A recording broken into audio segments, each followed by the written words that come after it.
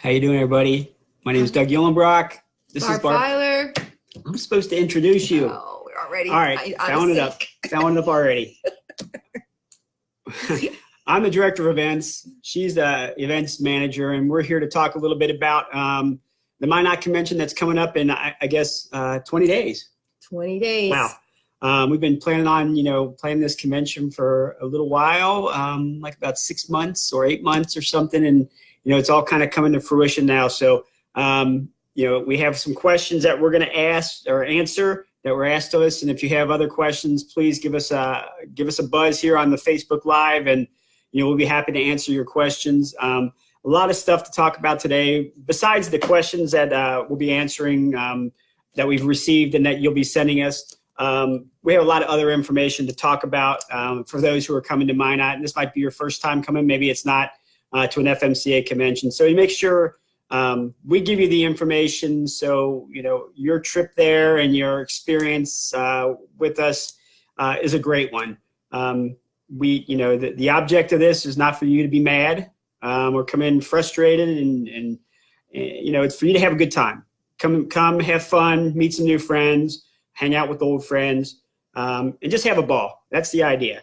And that's what we've been trying to get everything together, make it as easy as possible, and have as many things that you can do when you're there as possible. So it is a good time for you. I'm going to, go through a couple of the questions that we asked to start with, or we were asked, and, kind of read through those, give some answers for those who might be listening. And then, if we have other questions, feel free to send them on, and we will answer them as we go along. Ann Klump, they are first timers, and they're coming to their, obviously they're coming to their first convention.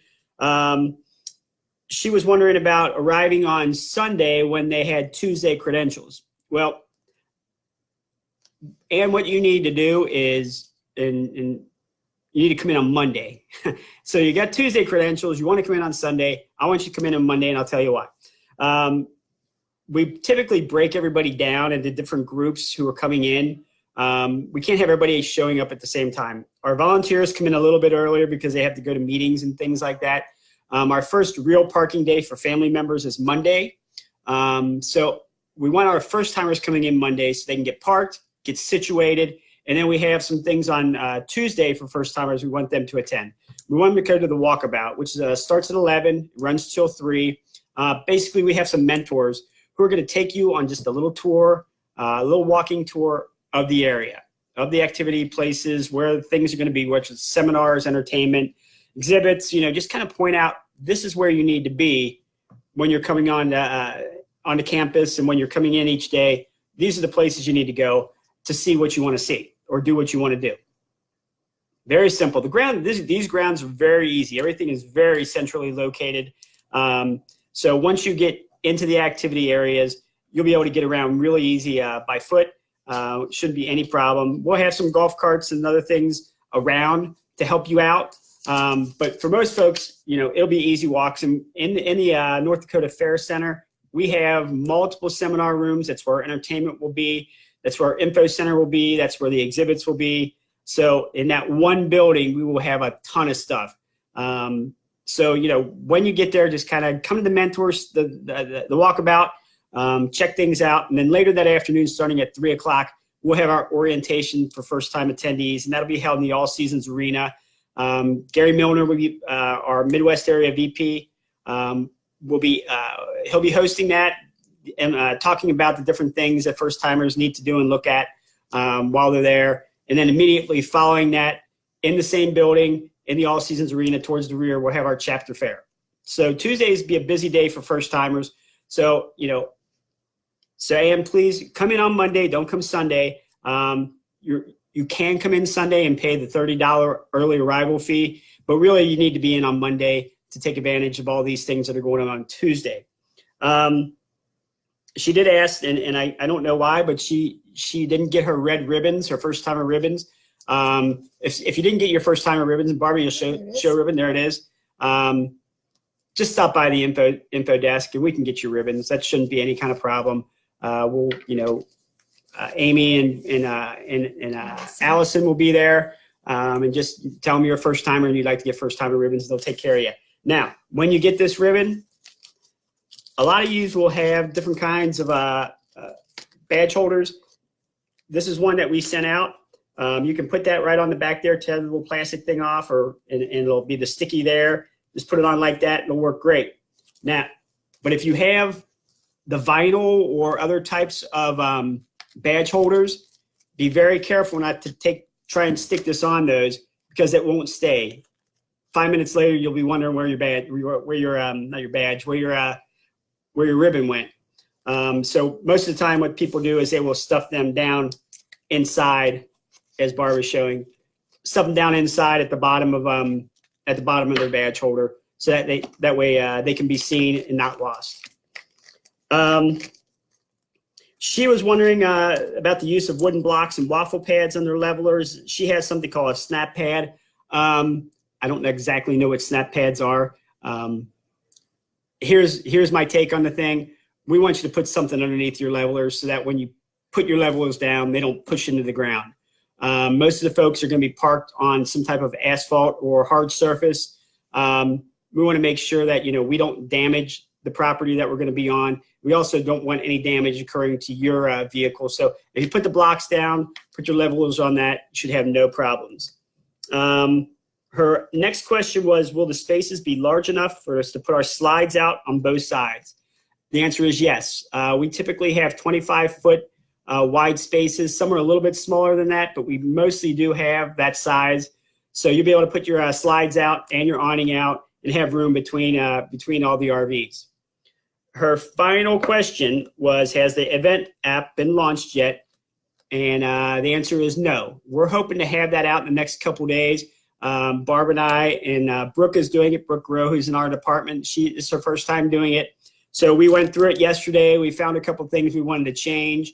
So we're in the process of doing that. We hope to have it out maybe tomorrow. I would say more than likely next week. It's supposed to launch Tuesday, but we're a little ahead of schedule. So we might be early. So we will send an email out to everyone once the app is ready to go, letting you know how to get onto it, how to download it if you haven't already, how to find the Minot convention on the Crowd Compass app. Really easy to do. I encourage everyone to do it. It's really, it puts basically the program in your phone. Barb will show you the program right here. There's a program. Everyone will get one of those when you show up. There'll be one in your welcome bag.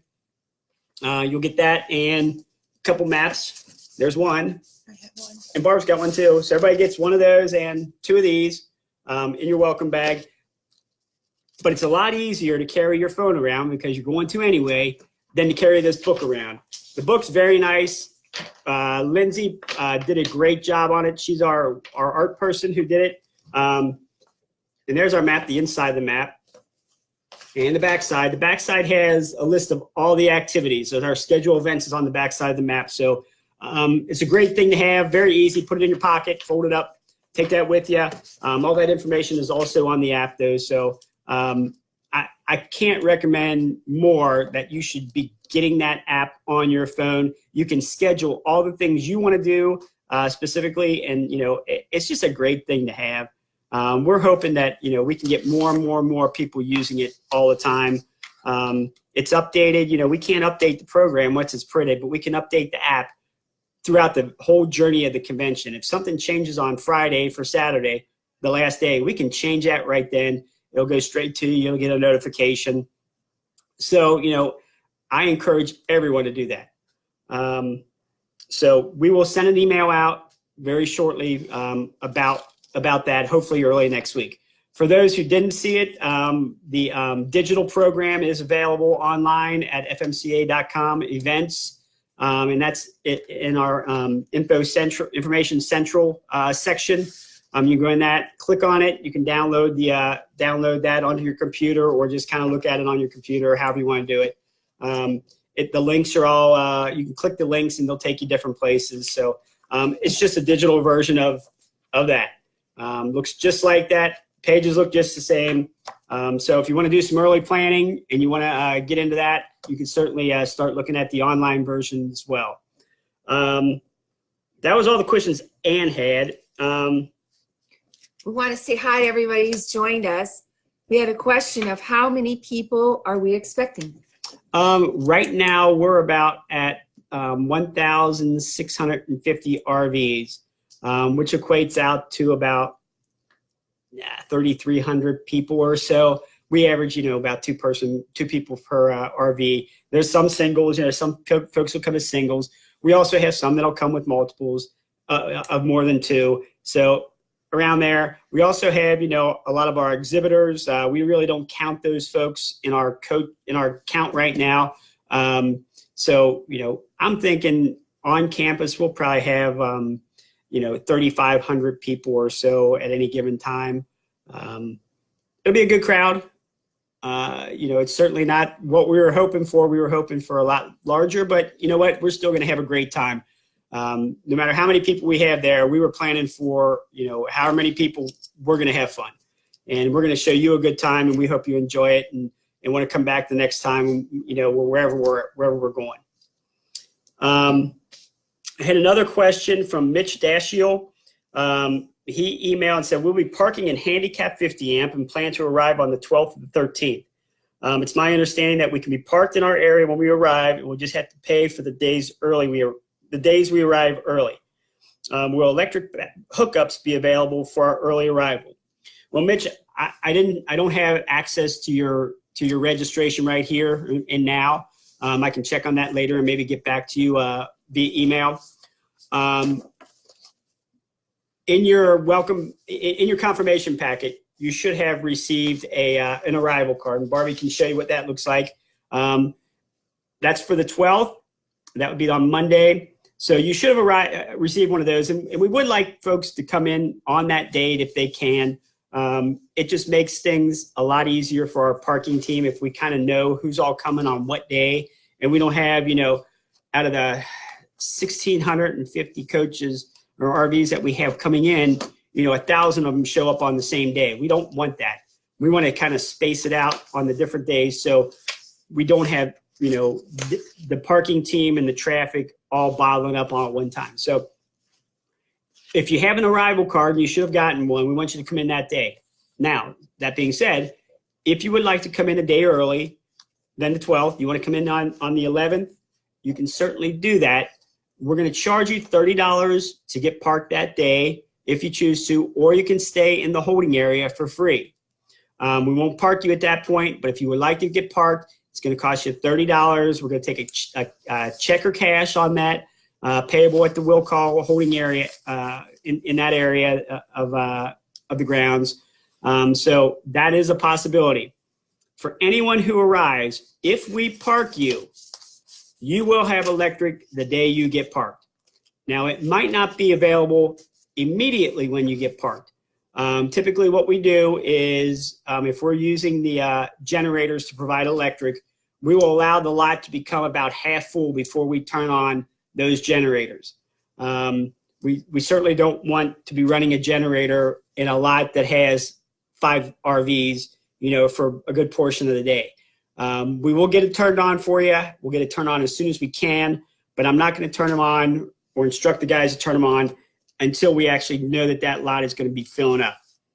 So, they have at the grounds, we're going to be using both generator supplied electric and house electric. So if you pull into a house electric spot, your electric's going to be going right away. The generator spots, you may have to wait, a little bit, maybe an hour or so before your electric will be turned on. If we had all house electric, I'd say your electric's going to be turned on for sure right when you park. It will be turned on that day. It will be turned on shortly after you arrive.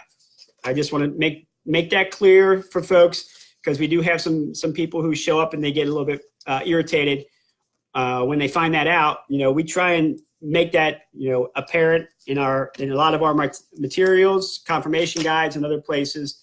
But some people don't get the message, and then they show up and they get a little wound up about it. And if they don't know about it, I understand why they would be a little wound up. But we try and get that information out there. That's why I'm talking about it now. So we're clear about that. Barbie, Okay. let's talk about some other things that we have going on. Yeah, let's Let's kind of go through. I was looking at the packet. I don't know if any of you out there have any questions about it. We've gone through it a couple times early in the year. But one of the special things inside the packet is this flyer. And this is for the FMCA Supersized Book Club that we try to host at every convention. My goal with the Supersized Book Club is to find somebody, an author or a topic that brings you closer to the area that we're meeting in. In this instance, it's North Dakota, so what kind of book do I find? But John Baer, the author, wrote 15 Months of Winter. The folks have read this, have given it rave reviews, said it's funny. It really hits home. The people who live there or from there have just highly recommended it. So I hope you take a minute and order the book from Amazon. It's a quick read. That's been the biggest complaint, is it's a quick read. But John will be there and anxious to talk to you and tell his tale. So we'd love to have you come in. It's for many reasons, it's great if you pre-register for this, but don't worry if you get on site. John has given me some books for you to purchase, and you'll have a few days of before Saturday at 1 o'clock and get this book read. And he'll be there to sign it for you. I can tell you, I have read the book. It is humorous. I mean, he's got some really good little stories, and that's what it is. It's basically little snapshots of his life living in North Dakota after moving from Los Angeles, and some of the things he was used to in Los Angeles, and now he comes to North Dakota, and it's kind of the things he's observing and experiencing. It is a quick read. If you get that book on Tuesday or Wednesday when you show up, you can definitely have it done. It's one of those things where you start reading and you kind of don't want to put it down because you want to catch the next one. But it is easy to put down because you can read a couple chapters very quickly and then stop. You're not in the middle of something. So it's a fun book. John's a good writer, and it is humorous. So you'll get a kick out of it. It's not heavy reading by any stretch of imagination. And, he I don't want to say he's making fun of the people. He's laughing with the folks in North Dakota, and it's just some fun stuff. So, give him a look, and I think you'll really enjoy reading that book. Let's talk about the Magic Mile, because that's not in your packet. Right. We are having, and this is the first time we're doing this, something called the Magic Mile. And this is going to be done on Friday morning at 8 o'clock. And basically what it is, it's a chance for folks to get together on that morning and either run or walk or ride their mobility carts a mile around the grounds. It's going to cost you $10, and we're going to give all that money to charity. We want it to be an event that brings FMCA people together for a good cause and to have a little bit of fun. We would love for it to be festive. We'd love to have, a lot of people doing it, and then the folks who aren't doing it out cheering them on, raising a mug to them, raising their coffee mug to them, however you might celebrate them going around and doing this mile. The mile is going to just be a course set out through the campground area of the fairgrounds. You're going to start at the town center area where coffee hour is going to be taking place. You're going to end right back at the same place. We encourage folks to, sign up, get their friends to sign up, and just have a good time. Bring your dog, bring your husband, bring your wife, bring your partner, whoever. It's not competitive. You're not getting awards for it. If you want to run it, if you want to walk it, if you want to ride your mobility cart, whatever, we encourage you. Just be part of it. We're hoping to make this something that continues in the future. And the money this time is going to the North Dakota State Fair Foundation, and they give out scholarships for kids who are involved in their FFA and 4-H programs. We're looking at some things in FMCA to maybe continue that type of thing going forward as we go to different places. So, I want to make sure that, that we're all, part of this and that you guys understand it. We'll have signups when you get there. We'll have a little goodie bag. They'll have some things for you. So, we encourage everybody to take part of it. If you haven't signed up, you can go on the website and sign up right now for it. That would probably help us a little bit figure out how many we're going to have. But you can also do it when you get there. we'll have a chance for you to do it, and you can pick up your packet and pay us the $10, and it goes to a good cause. And we hope that it's going to be a lot of fun and something that becomes a tradition at FMCA. Real quick before you move to that one, just I got to get it in. In the program that you'll get when you get on site, this is really important if you're not going to use the app. Inside, there'll be a sheet. These are not the changes. It'll look like this.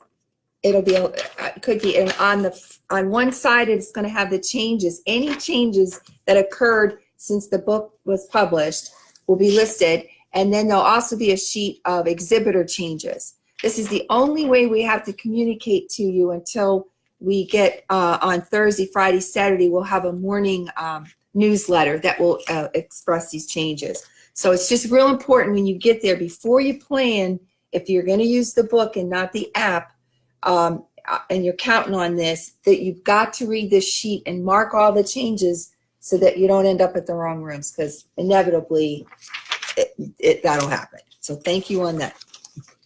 What's your question? Thank you, Barb. Michael Duhlman he's just sent us a message, and he asked, we're arriving on Monday the 12th, but don't have our confirmation packet.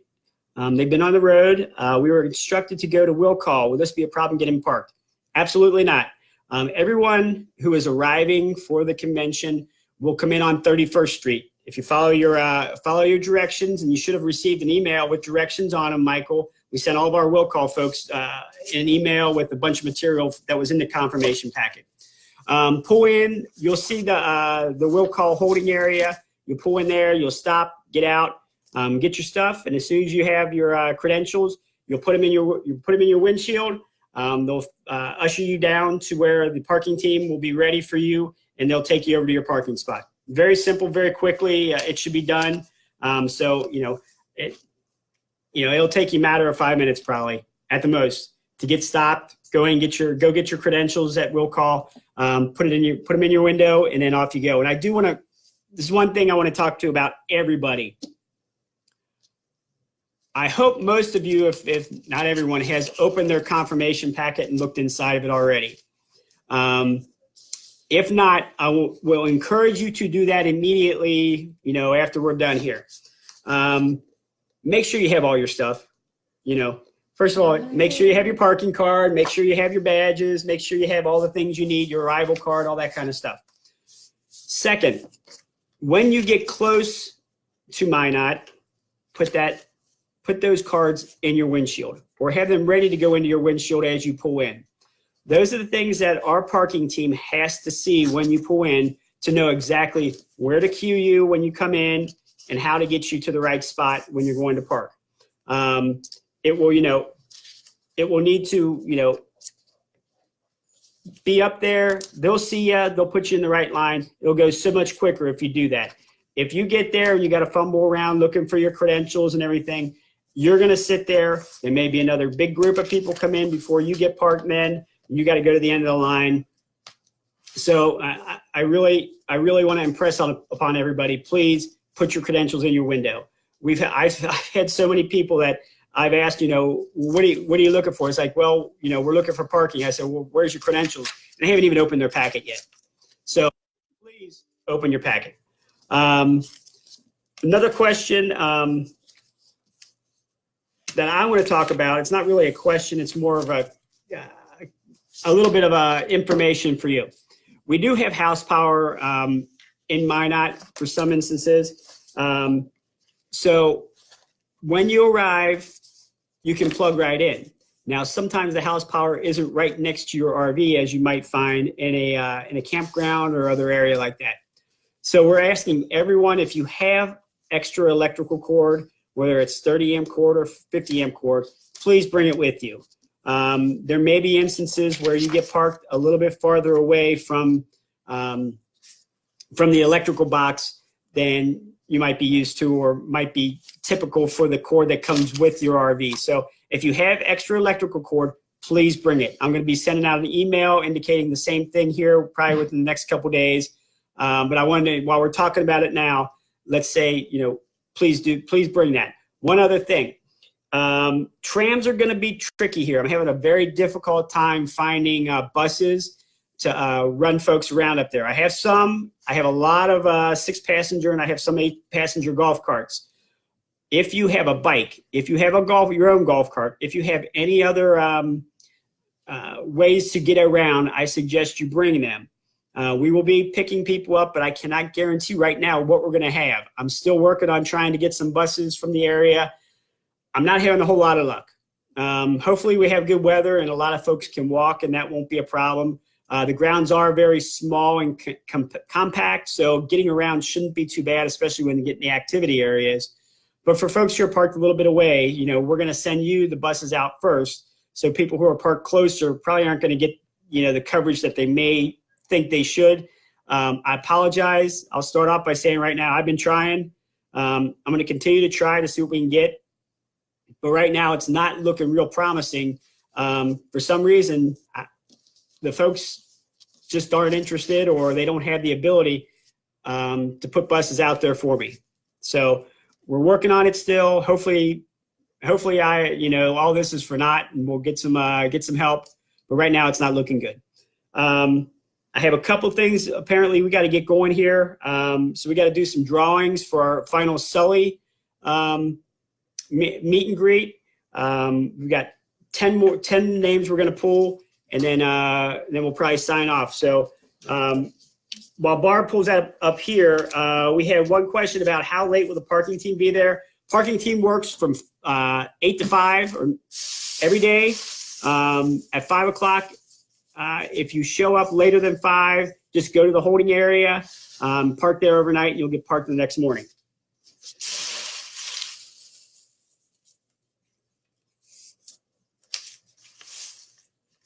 Do we need yellow credentials with us for all entry?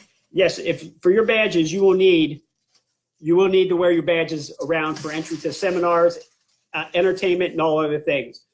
We will have badge holders for sale as well there, or you can stop by and we'll get you a plastic one at our info desk. You can get one of those for free, or you can purchase one of the nicer ones. And actually, I believe we have a sponsor who's going to have one in the welcome bag. Who's sponsoring, and everybody is going to be giving everyone a couple lanyards to use. So to answer, yes, you have to have your badges. Some are yellow, some are blue, some are green. So depending on what type of badge you have, you do have to have that to enter the seminar areas, the entertainment, and the other activity areas. All right, Barbie, we got some names? Yeah. All right.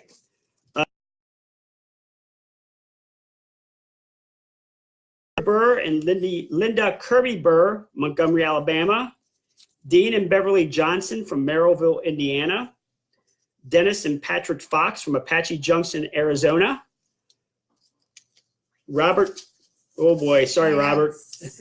Svitak from Riverton, Utah. A blank. Bo and Kathleen Lee of Dundee, Oregon. How many we got there, Barbie? We got more. All right. What do you got there? I got 6. Is that right? 1, 2, 3, 4, 5, 6. I need 7. Maurice and Renate Savoy from Vancouver, Washington. 8. Claudia Dahl from Sigurd, Utah. Roy and Patsy Bowles from Box Elder, South Dakota. And last but not least, Jan Stockton from Fresno, California. Hold on there, Barbie. I think we might be able to get one more in there since we got 2 singles there. Hold on. 1, 2, 3, 4, 5, 6, 7. Let me see. 2. 14,